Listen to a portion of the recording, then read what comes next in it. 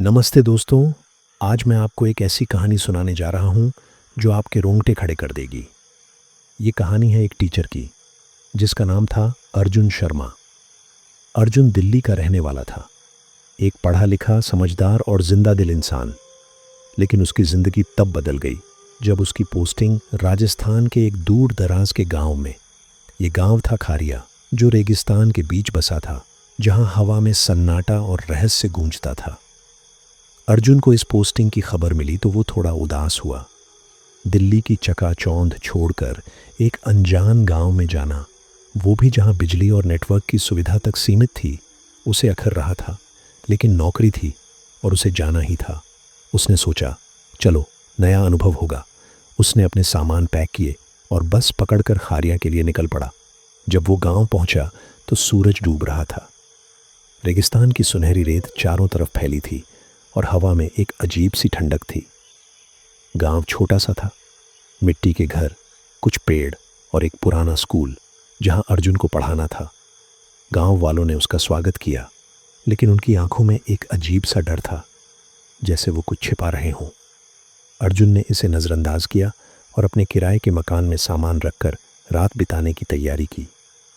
पहली रात को ही उसे कुछ अजीब लगा। मकान पुराना था, दीवारों पर दरारें थीं और खिड़कियां हवा से हिल रही थीं। रात को करीब 2 बजे उसे लगा कि कोई खिड़की के बाहर खड़ा है। उसने झट से उठकर देखा, लेकिन बाहर कोई नहीं था, सिर्फ रेगिस्तान का सन्नाटा और हवा की सनसनाहट। उसने सोचा, शायद नई जगह की वजह से दिमाग भटक रहा है, और वापस सो गया। अगले दिन वो स्कूल गया। स्कूल भी उतना ही पुराना था जितना गांव। क्लास में बच्चे शांत थे, लेकिन उनकी आंखों में वही डर था जो गांव वालों में था।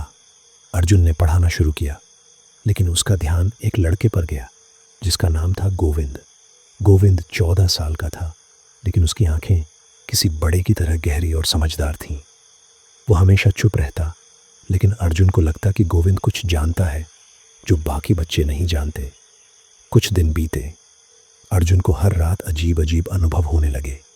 कभी खिड़की पर खटखट की आवाज़, कभी किसी के रोने की आवाज़, और कभी ऐसा लगता जैसे कोई उसके कमरे में सांस ले रहा हो। उसने गांव वालों से पूछा, लेकिन सब टाल मटोल करने लगे। एक दिन स्कूल के बाद गोविंद अर्जुन के पास आया और धीमी आवाज में बोला, सर, आप रात को घर से बाहर मत निकलना, खासकर अमावस की रात को। अर्जुन ने हंसते हुए पूछा, क्यों भाई, क्या हो जाएगा? गोविंद ने गंभीर होकर कहा, वो आती है सर, चुड़ैल। वो इस गांव में भटकती है। जो भी रात को बाहर निकलता है वो उसे ले जाती है। अर्जुन को ये बातें अंधविश्वास लगीं। वो दिल्ली का पढ़ा लिखा इंसान था, चुड़ैल भूत में कहाँ विश्वास करता था। उसने गोविंद को समझाया, देखो, ये सब मन का वहम है, कोई चुड़ैल वुड़ैल नहीं होती। लेकिन गोविंद ने सिर्फ सिर हिलाया और चला गया। उस रात अमावस थी।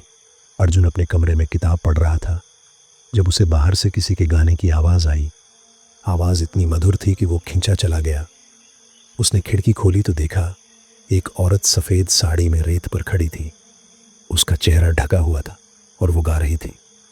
अर्जुन को लगा शायद कोई गांव की औरत है, लेकिन जैसे ही वो बाहर जाने को हुआ, उसे गोविंद की बात याद आई। उसने दरवाज़ा बंद किया और खिड़की से देखने लगा।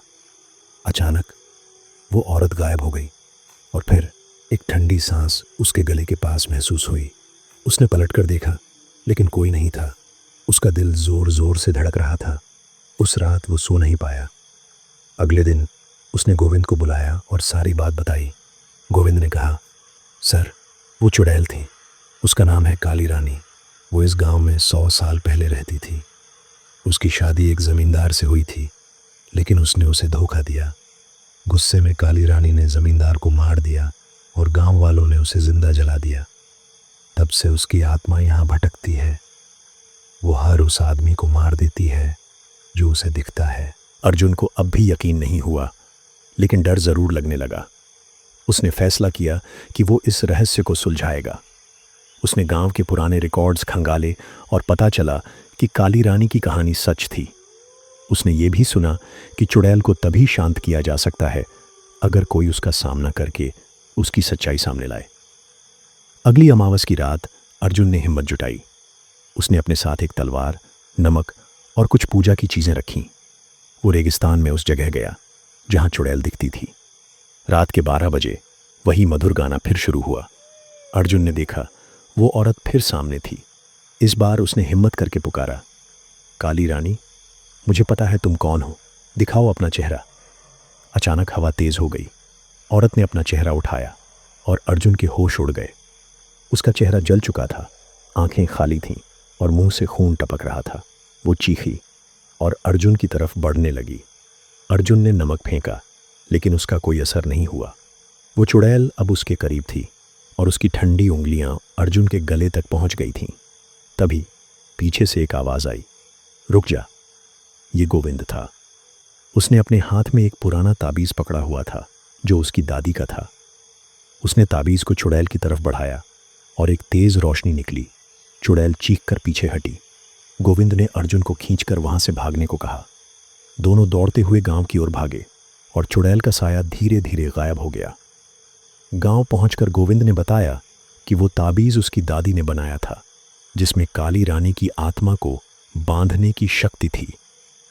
अर्जुन ने गोविंद का शुक्रिया अदा किया और फैसला किया कि वो अब इस गांव में नहीं रुकेगा। उसने अपनी पोस्टिंग कहीं और करवाने की अर्जी दी और दिल्ली वापस चला गया। लेकिन कहते हैं, खारिया गांव में आज भी अमावस की रात को काली रानी का गाना सुनाई देता है और जो भी उसे सुनता है वो कभी वापस नहीं लौटता। तो दोस्तों, ये थी अर्जुन और काली रानी की कहानी। आपको कैसी लगी? कमेंट में ज़रूर बताइए। और हाँ, रात को बाहर निकलने से पहले 2 बार सोच लीजिएगा, न जाने कौन साया आपका इंतज़ार कर रहा हो।